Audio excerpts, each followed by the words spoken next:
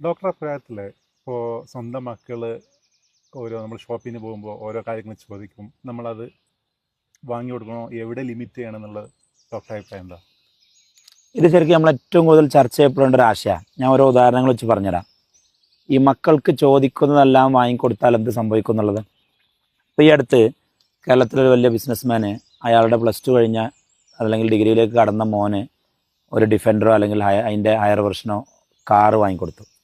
ഈ കുട്ടി ശരിക്കും അതുപോലെ അവന് ഒരു ബുഗാട്ടി, മറ്റേ മുന്തിയ ബൈക്കല്ലേ, എത്ര 9 ലക്ഷമോ 15 ലക്ഷമോ ഒക്കെ വിലയുള്ള വലിയ ബൈക്ക് വാങ്ങിക്കൊടുത്തു.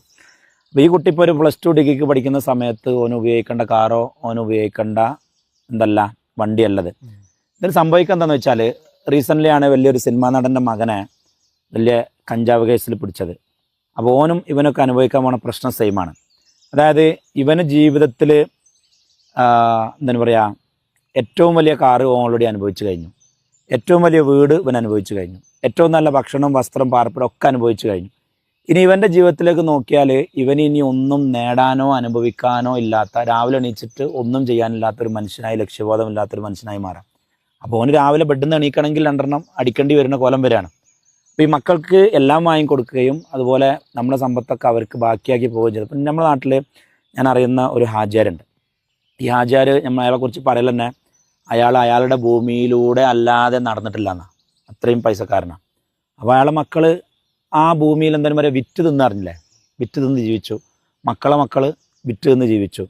അപ്പം അത്രയും ജനറേഷൻ അവിടെ ഉണ്ടായിട്ട് 1, 2, 3 ജനറേഷൻ കടന്നു പോയിട്ടും സമൂഹത്തിന് ഉപകാരമുള്ള രീതിയിൽ ഒരു വലിയൊരു ലീഡറോ ഒരു സോഷ്യൽ റെവല്യൂഷനോ അല്ലെങ്കിൽ ഒരു സ്കൂൾ ടീച്ചറെങ്കിലും ആ കുടുംബത്തിന് എന്ത് ചെയ്തിട്ടില്ല, വളർന്നു വന്നിട്ടില്ല. എന്നാലോ അത് കുത്തഴിഞ്ഞ് ഒന്നും ഈ മലർന്ന് കടന്ന് തിന്നാന പരിപാടി ഉണ്ടല്ലോ, കുത്തഴിഞ്ഞ് കുറേ ആൾ കള്ളുകൂടിയന്മാരായി, കുറേ ആൾ പെണ്ണുകൂടിയന്മാരായി, കുറേ ആൾ കഞ്ചാവിലേക്ക് പോയി, കുറേ ആൾ മറ്റതിലേക്ക് പോയി. അങ്ങനെ ഒരു സാമൂഹികമായിട്ട് അവർ കൺസ്ട്രക്റ്റീവായിട്ട് വളർന്നിട്ടില്ല.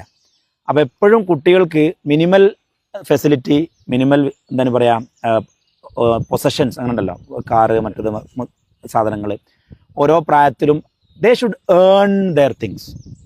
അപ്പം അവൻ ആദ്യമായിട്ട് വാങ്ങുന്ന സൈക്കിള് അവൻ 12ാം വയസ്സിന് ശേഷം അവൻ ഒരു കടയിൽ നിൽക്കാൻ പോയിട്ട്, അതിനാണല്ലോ ഇപ്പം നമ്മൾ കണ്ടില്ലേ, ഗുജറാത്തിലെ ഒരു ഡയമണ്ട് മെർച്ചൻ്റ് എന്തിനാ അയാളുടെ കുട്ടിയെ അയാൾ പാത്രം കഴുകാൻ കേരളത്തിൽ കൊണ്ടാക്കിയത്? ഓന് ബുഗാട്ടിയാണ് വാങ്ങിക്കൊടുത്താൽ പോരേനിയോ, ഓന് ഡിഫൻഡർ വാങ്ങിക്കൊടുത്താൽ പോരേനിയോ?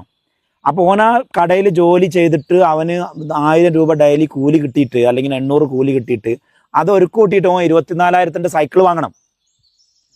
അതേ അവന് ഡോപ്പമൈൻ കൊടുക്കാൻ കഴിയില്ല. അത് ചിലപ്പോൾ അവൻ ആ ഡോപ്പമൈന് വേറെ ഒന്നിനെയും കവർ ചെയ്യാൻ കഴിയില്ല, അത്രയും ടോപ്പ് സാധനമാണത്. അവൻ ജോലി ചെയ്തിട്ട് 50,000 1 ലക്ഷം സാലറി വാങ്ങിയിട്ട്